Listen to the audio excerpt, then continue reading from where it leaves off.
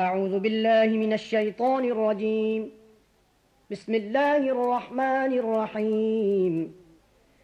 سبحان الذي أسرى بعبده ليلا من المسجد الحرام إلى المسجد الأقصى الذي باركنا حوله لنريه من آياتنا إنه هو السميع البصير. وآتينا موسى الكتاب وجعلناه هدى لبني إسرائيل ألا تتخذوا من دوني وكيلا ذرية من حملنا مع نوح إنه كان عبدا شكورا. وقضينا إلى بني إسرائيل في الكتاب لتفسدن في الأرض مرتين ولتعلن علوا كبيرا. فإذا جاء وعد أولاهما بعثنا عليكم عبادا لنا أولي بأس شديد فجاسوا خلال الديار وكان وعدا مفعولا. ثم رددنا لكم الكرة عليهم وأمددناكم بأموال وبنين وجعلناكم أكثر نفيرا. إن أحسنتم أحسنتم لأنفسكم وإن أسأتم فلها.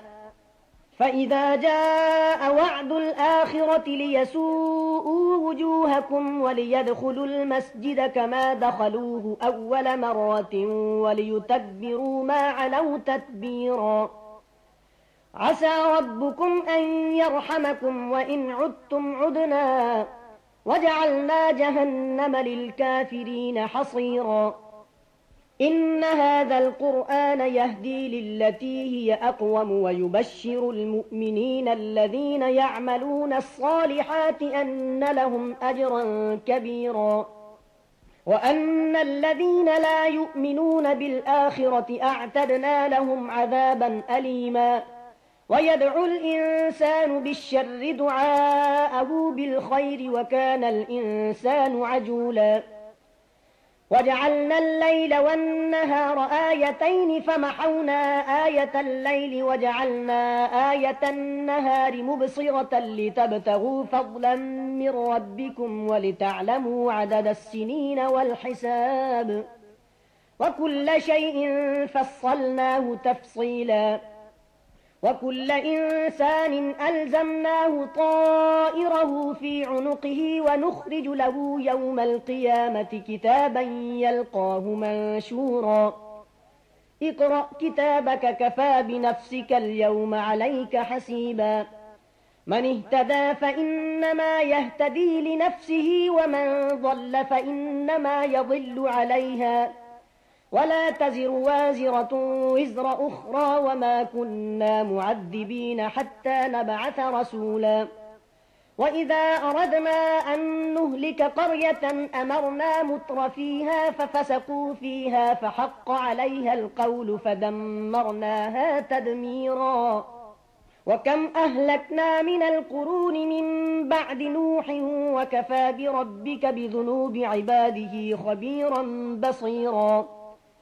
من كان يريد العاجلة عجلنا له فيها ما نشاء لمن نريد ثم جعلنا له جهنم يصلاها مذموما مدحورا. ومن أراد الآخرة وسعى لها سعيها وهو مؤمن فأولئك كان سعيهم مشكورا. كلا نمد هؤلاء وهؤلاء من عطاء ربك وما كان عطاء ربك محظورا. انظر كيف فضلنا بعضهم على بعض وللآخرة أكبر درجات وأكبر تفضيلا. لا تجعل مع الله إلها آخر فتقعد مذموما مخذولا. وقضى ربك ألا تعبدوا إلا إياه وبالوالدين إحسانا. إما يبلغن عندك الكبر أحدهما أو كلاهما فلا تقل لهما أف ولا تنهرهما وقل لهما قولا كريما. واخفض لهما جناح الذل من الرحمة وقل رب ارحمهما كما ربياني صغيرا. ربكم أعلم بما في نفوسكم إن تكونوا صالحين فإنه كان للأوابين غفورا وآت ذا القربى حقه والمسكين وابن السبيل ولا تبذر تبذيرا إن المبذرين كانوا إخوان الشياطين وكان الشيطان لربه كفورا وإما تعرضن عنهم ابتغاء رحمة من ربك ترجوها فقل لهم قولا ميسورا ولا تجعل يدك مغلولة إلى عنقك ولا تبسطها كل البسط فتقعد ملوما محسورا إن ربك يبسط الرزق لمن يشاء ويقدر إنه كان بعباده خبيرا بصيرا ولا تقتلوا أولادكم خشية إملاق نحن نرزقهم وإياكم إن قتلهم كان خطأ كبيرا ولا تقربوا الزنا إنه كان فاحشة وساء سبيلا ولا تقتلوا النفس التي حرم الله إلا بالحق ومن قتل مظلوما فقد جعلنا لوليه سلطانا فلا يسرف في القتل إنه كان منصورا ولا تقربوا مال اليتيم إلا بالتي هي أحسن حتى يبلغ أشده وأوفوا بالعهد إن العهد كان مسؤولا وأوفوا الكيل إذا كلتم وزنوا بالقسطاس المستقيم ذلك خير وأحسن تأويلا ولا تقف ما ليس لك به علم إن السمع والبصر والفؤاد كل أولئك كان عنه مسؤولا ولا تمش في الأرض مرحا إنك لن تخرق الأرض ولن تبلغ الجبال طولا كل ذلك كان سيئه عند ربك مكروها ذلك مما أوحى إليك ربك من الحكمة ولا تجعل مع الله إلها آخر فتلقى في جهنم ملوما مدحورا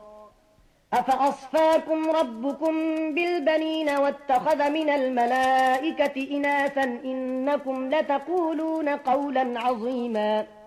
ولقد صرفنا في هذا القرآن ليذكروا وما يزيدهم إلا نفورا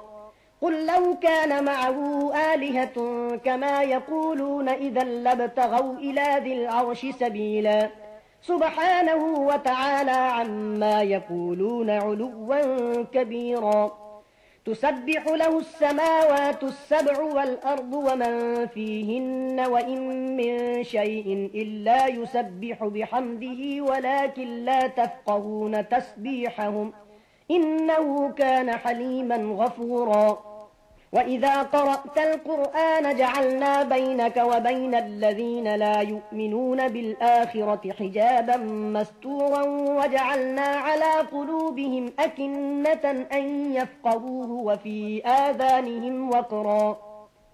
وإذا ذكرت ربك في القرآن وحده ولوا على أدبارهم نفورا نحن أعلم بما يستمعون به إذ يستمعون إليك وإذ هم نجوى إذ يقول الظالمون إن تتبعون إلا رجلا مسحورا انظر كيف ضربوا لك الأمثال فضلوا فلا يستطيعون سبيلا وقالوا أئذا كنا عظاما ورفاتا أئنا لمبعوثون خلقا جديدا قل كونوا حجارة أو حديدا أو خلقا مما يكبر في صدوركم فسيقولون من يعيدنا قل الذي فطركم أول مرة فسينغضون إليك رؤوسهم ويقولون متاه وقل عسى أن يكون قريبا يوم يدعوكم فتستجيبون بحمده وتظنون إن لبثتم إلا قليلا وقل لعبادي يقولوا التي هي أحسن إن الشيطان ينزغ بينهم إن الشيطان كان للإنسان عدوا مبينا ربكم أعلم بكم إن يشأ يرحمكم أو إن يشأ يعذبكم وما أرسلناك عليهم وكيلا وربك أعلم بمن في السماوات والأرض ولقد فضلنا بعض النبيين على بعض وآتينا داود زبورا قل ادعوا الذين زعمتم من دونه فلا يملكون كشف الضر عنكم ولا تحويلا أولئك الذين يدعون يبتغون إلى ربهم الوسيلة أيهم أقرب ويرجون رحمته ويخافون عذابه إن عذاب ربك كان محذورا وإن من قرية إلا نحن مهلكوها قبل يوم القيامة أو معذبوها عذابا شديدا كان ذلك في الكتاب مسطورا وما منعنا أن نرسل بالآيات إلا أن كذب بها الأولون وآتينا ثمود الناقة مبصرة فظلموا بها وما نرسل بالآيات إلا تخويفا وإذ قلنا لك إن ربك أحاط بالناس وما جعلنا الرؤيا التي أريناك إلا فتنة للناس والشجرة الملعونة في القرآن ونخوفهم فما يزيدهم إلا طغيانا كبيرا وإذ قلنا للملائكة اسجدوا لآدم فسجدوا إلا إبليس قال أأسجد لمن خلقت طينا قال أرأيتك هذا الذي كرمت علي لئن أخرتني إلى يوم القيامة لأحتنكن ذريته إلا قليلا قال اذهب فمن تبعك منهم فإن جهنم جزاؤكم جزاء موفورا واستفزز من استطعت منهم بصوتك وأجلب عليهم بخيلك ورجلك وشاركهم في الأموال والأولاد وعدهم وما يعدهم الشيطان إلا غرورا إن عبادي ليس لك عليهم سلطان وكفى بربك وكيلا ربكم الذي يزجي لكم الفلك في البحر لتبتغوا من فضله إنه كان بكم رحيما وإذا مسكم الضر في البحر ضل من تدعون إلا إياه فلما نجاكم إلى البر أعرضتم وكان الإنسان كفورا أفأمنتم أن يخسف بكم جانب البر أو يرسل عليكم حاصبا ثم لا تجدوا لكم وكيلا أم أمنتم أن يعيدكم فيه تارة أخرى فيرسل عليكم قاصفا من الريح فيغرقكم بما كفرتم ثم لا تجدوا لكم علينا به تبيعا ولقد كرمنا بني آدم وحملناهم في البر والبحر ورزقناهم من الطيبات وفضلناهم على كثير ممن خلقنا تفضيلا يوم ندعو كل أناس بإمامهم فمن أوتي كتابه بيمينه فأولئك يقرؤون كتابهم ولا يظلمون فتيلا ومن كان في هذه أعمى فهو في الآخرة أعمى وأضل سبيلا وإن كادوا ليفتنونك عن الذي أوحينا إليك لتفتري علينا غيره وإذا لاتخذوك خليلا ولولا أن ثبتناك لقد كدت تركن إليهم شيئا قليلا إذا لأذقناك ضعف الحياة وضعف الممات ثم لا تجد لك علينا نصيرا وإن كادوا ليستفزونك من الأرض ليخرجوك منها وإذا لا يلبثون خلافك إلا قليلا سنة من قد أرسلنا قبلك من رسلنا ولا تجد لسنتنا تحويلا أقم الصلاة لدلوك الشمس إلى غسق الليل وقرآن الفجر إن قرآن الفجر كان مشهودا ومن الليل فتهجد به نافلة لك عسى أن يبعثك ربك مقاما محمودا وقل رب أدخلني مدخل صدق وأخرجني مخرج صدق واجعل لي من لدنك سلطانا نصيرا وقل جاء الحق وزهق الباطل إن الباطل كان زهوقا وننزل من القرآن ما هو شفاء ورحمة للمؤمنين ولا يزيد الظالمين إلا خسارا وإذا أنعمنا على الإنسان أعرض ونأى بجانبه وإذا مسه الشر كان يئوسا قل كل يعمل على شاكلته فربكم أعلم بمن هو أهدى سبيلا ويسألونك عن الروح قل الروح من أمر ربي وما أوتيتم من العلم إلا قليلا ولئن شئنا لنذهبن بالذي أوحينا إليك ثم لا تجد لك به علينا وكيلا إلا رحمة من ربك إن فضله كان عليك كبيرا قل لئن اجتمعت الإنس والجن على أن يأتوا بمثل هذا القرآن لا يأتون بمثله ولو كان بعضهم لبعض ظهيرا ولقد صرفنا للناس في هذا القرآن من كل مثل فأبى أكثر الناس إلا كفورا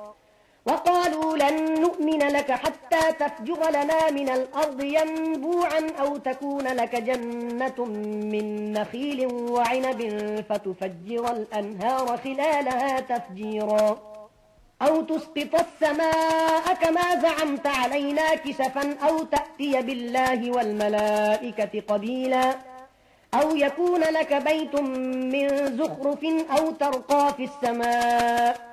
ولن نؤمن لرقيك حتى تنزل علينا كتابا نقرأه قل سبحان ربي هل كنت إلا بشرا رسولا وما منع الناس أن يؤمنوا إذ جاءهم الهدى إلا أن قالوا أبعث الله بشرا رسولا قل لو كان في الأرض ملائكة يمشون مطمئنين لنزلنا عليهم من السماء ملكا رسولا قل كفى بالله شهيدا بيني وبينكم إنه كان بعباده خبيرا بصيرا ومن يهد الله فهو المهتد ومن يضلل فلن تجد لهم أولياء من دونه ونحشرهم يوم القيامة على وجوههم عميا وبكما وصما مأواهم جهنم كلما خبت زدناهم سعيرا ذلك جزاؤهم بأنهم كفروا بآياتنا وقالوا أئذا كنا عظاما ورفاتا أئنا لمبعوثون خلقا جديدا أولم يروا أن الله الذي خلق السماوات والأرض قادر على أن يخلق مثلهم وجعل لهم أجلا لا ريب فيه فأبى الظالمون إلا كفورا قل لو أنتم تملكون خزائن رحمة ربي إذا لأمسكتم خشية الإنفاق وكان الإنسان قتورا ولقد آتينا موسى 9 آيات بينات فاسأل بني إسرائيل إذ جاءهم فقال له فرعون إني لأظنك يا موسى مسحورا قال لقد علمت ما أنزل هؤلاء إلا رب السماوات والأرض بصائر وإني لأظنك يا فرعون مثبورا فأراد أن يستفزهم من الأرض فأغرقناه ومن معه جميعا وقلنا من بعده لبني إسرائيل اسكنوا الأرض فإذا جاء وعد الآخرة جئنا بكم لفيفا وبالحق أنزلناه وبالحق نزل وما أرسلناك إلا مبشرا ونذيرا وقرآنا فرقناه لتقرأه على الناس على مكث ونزلناه تنزيلا قل آمنوا به أو لا تؤمنوا إن الذين أوتوا العلم من قبله إذا يتلى عليهم يخرون للأذقان سجدا ويقولون سبحان ربنا إن كان وعد ربنا لمفعولا ويخرون للأذقان يبكون ويزيدهم خشوعا قل ادعوا الله أو ادعوا الرحمن أيما تدعوا فله الأسماء الحسنى ولا تجهر بصلاتك ولا تخافت بها وابتغ بين ذلك سبيلا وقل الحمد لله الذي لم يتخذ ولدا ولم يكن له شريك في الملك ولم يكن له ولي من الذل وكبره تكبيرا بسم الله الرحمن الرحيم الحمد لله الذي أنزل على عبده الكتاب ولم يجعل له عوجا قيما لينذر بأسا شديدا من لدنه ويبشر المؤمنين الذين يعملون الصالحات أن لهم أجرا حسنا ماكثين فيه أبدا وينذر الذين قالوا اتخذ الله ولدا ما لهم به من علم ولا لآبائهم كبرت كلمة تخرج من أفواههم إن يقولون إلا كذبا فلعلك باخع نفسك على آثارهم إن لم يؤمنوا بهذا الحديث أسفا إنا جعلنا ما على الأرض زينة لها لنبلوهم أيهم أحسن عملا وإنا لجاعلون ما عليها صعيدا جرزا أم حسبت أن أصحاب الكهف والرقيم كانوا من آياتنا عجبا إذ أوى الفتية إلى الكهف فقالوا ربنا آتنا من لدنك رحمة وهيئ لنا من أمرنا رشدا فضربنا على آذانهم في الكهف سنين عددا ثم بعثناهم لنعلم أي الحزبين أحصى لما لبثوا أمدا نحن نقص عليك نبأهم بالحق إنهم فتية آمنوا بربهم وزدناهم هدى وربطنا على قلوبهم إذ قاموا فقالوا ربنا رب السماوات والأرض لن ندعو من دونه إلها لقد قلنا إذا شططا هؤلاء قوم اتخذوا من دونه آلهة لولا يأتون عليهم بسلطان بين فمن أظلم ممن افترى على الله كذبا وإذ اعتزلتموهم وما يعبدون إلا الله فأووا إلى الكهف ينشر لكم ربكم من رحمته ويهيئ لكم من أمركم مرفقا وترى الشمس إذا طلعت تزاور عن كهفهم ذات اليمين وإذا غربت تقرضهم ذات الشمال وهم في فجوة منه ذلك من آيات الله من يهد الله فهو المهتد ومن يضلل فلن تجد له وليا مرشدا وتحسبهم أيقاظا وهم رقود ونقلبهم ذات اليمين وذات الشمال وكلبهم باسط ذراعيه بالوصيد لو اطلعت عليهم لوليت منهم فرارا ولملئت منهم رعبا وكذلك بعثناهم ليتساءلوا بينهم قال قائل منهم كم لبثتم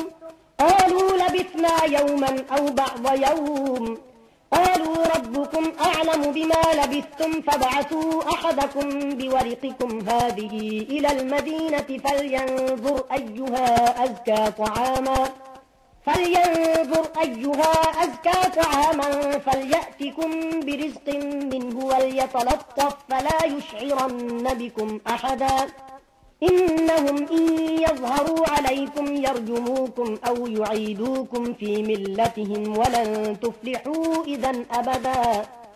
وكذلك أعثرنا عليهم ليعلموا أن وعد الله حق وأن الساعة لا ريب فيها إذ يتنازعون بينهم أمرهم فقالوا ابنوا عليهم بنيانا ربهم أعلم بهم قال الذين غلبوا على أمرهم لنتخذن عليهم مسجدا سيقولون ثلاثة رابعهم كلبهم ويقولون خمسة سادسهم كلبهم رجما بالغيب ويقولون سبعة وثامنهم كلبهم قل ربي أعلم بعزتهم ما يعلمهم إلا قليل فلا تمار فيهم إلا مراء ظاهرا ولا تستفت فيهم منهم أحدا ولا تقولن لشيء إني فاعل ذلك غدا إلا أن يشاء الله واذكر ربك إذا نسيت وقل عسى أن يهديني ربي لأقرب من هذا رشدا ولبثوا في كهفهم 300 سنين وازدادوا 9 قل الله أعلم بما لبثوا له غيب السماوات والأرض أبصر به وأسمع ما لهم من دونه من ولي ولا يشرك في حكمه أحدا واتل ما أوحي إليك من كتاب ربك لا مبدل لكلماته ولن تجد من دونه ملتحدا واصبر نفسك مع الذين يدعون ربهم بالغداة والعشي يريدون وجهه ولا تعد عيناك عنهم تريد زينة الحياة الدنيا ولا تطع من أغفلنا قلبه عن ذكرنا واتبع هواه وكان أمره فرطا وقل الحق من ربكم فمن شاء فليؤمن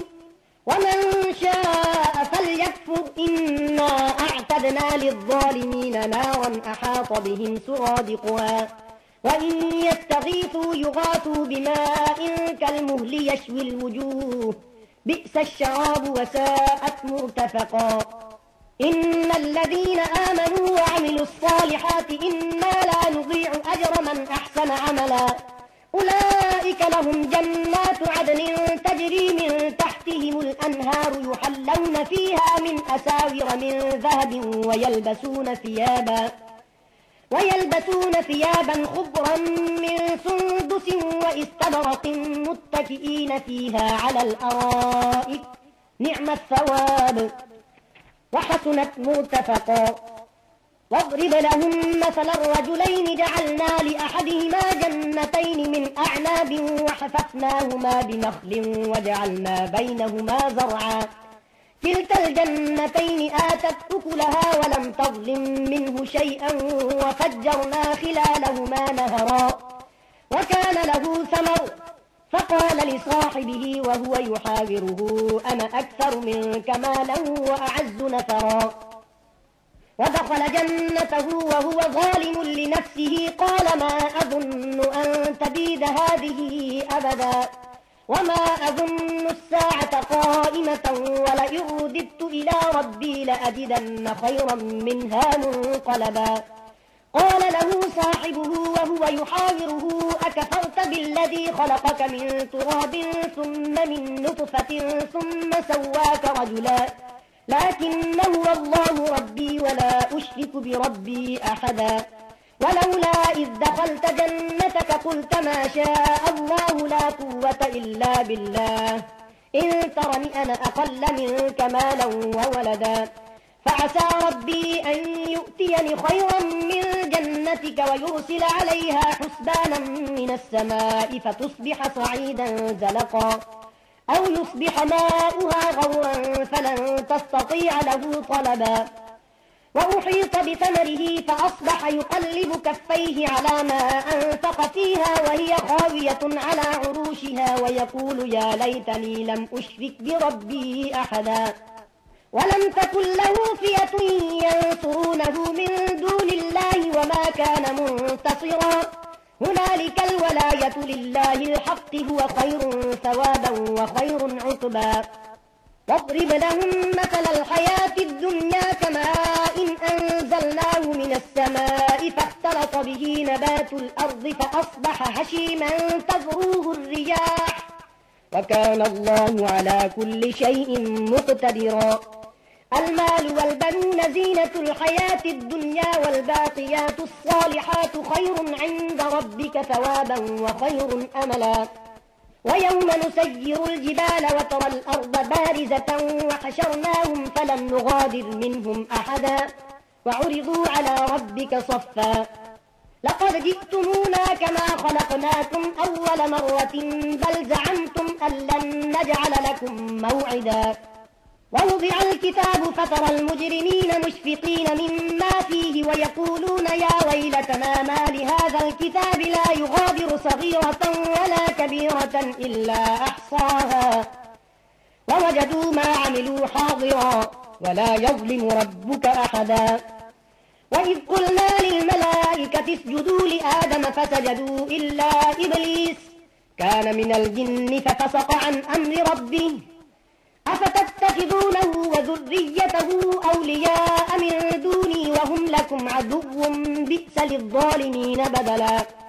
ما أشهدتهم خلق السماوات والأرض ولا خلق أنفسهم وما كنت متخذ المضلين عضدا ويوم يقول نادوا شركائي الذين زعمتم فدعوهم فلم يستجيبوا لهم وجعلنا بينهم موبقا ورأى المجرمون النار فظنوا أنهم مواقعوها ولم يجدوا عنها مصرفا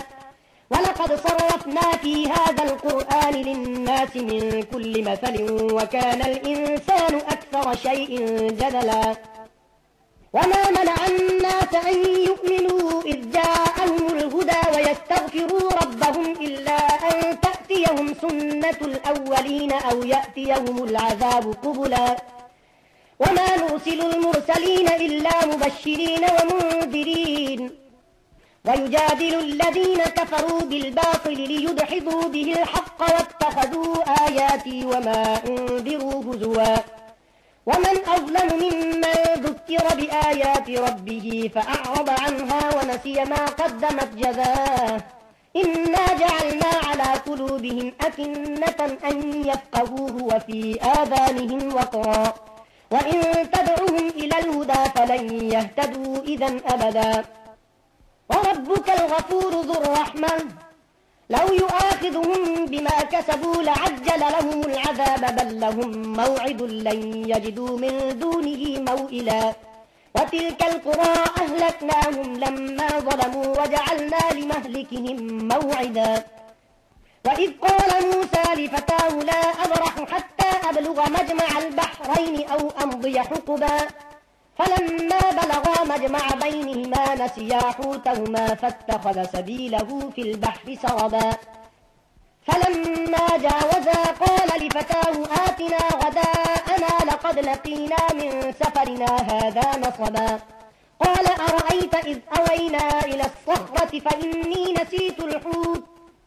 وما أنسانيه إلا الشيطان أن أذكره واتخذ سبيله في البحر عجبا قال ذلك ما كنا نبغي فارتدا على آثارهما قصصا فوجدا عبدا من عبادنا آتيناه رحمة من عندنا وعلمناه من لدنا علما قال له موسى هل أتبعك على أن تعلمني مما علمت رشدا قال إنك لن تستطيع معي صبرا وكيف تصبر على ما لم تحط به خبرا قال ستجدني إن شاء الله صابرا ولا أعصي لك أمرا قال فإن اتبعتني فلا تسألني عن شيء حتى أحدث لك منه ذكرا فانطلقا حتى إذا ركبا في السفينة خرقها قال أخرقتها لتغرق أهلها لقد جئت شيئا إمرا قال ألم أقل إنك لن تستطيع معي صبرا قال لا تؤاخذني بما نسيت ولا ترهقني من أمري عسرا فانطلقا حتى إذا لقيا غلاما فقتله قال أقتلت نفسا زكية بغير نفس لقد جئت شيئا نكرا صدق الله العظيم.